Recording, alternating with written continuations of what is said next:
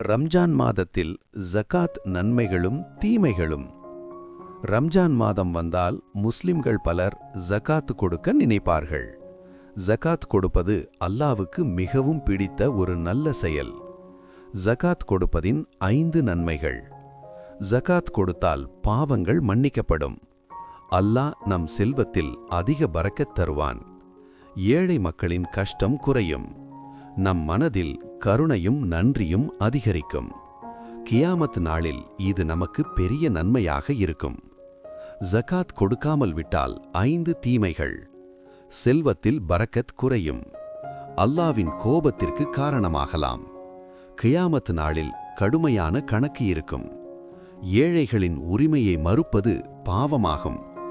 நம் செல்வம் நமக்கே சோதனையாக மாறலாம். ஜகாத் என்பது ஒரு தானம் மட்டுமல்ல, அது ஏழைகளின் உரிமை. நீங்களும் ரம்ஜான் மாதத்தில் ஜகாத் கொடுங்கள். அல்லாஹ் நம் அனைவருக்கும் அதிக நன்மை தருவானாக. ஆமீன்.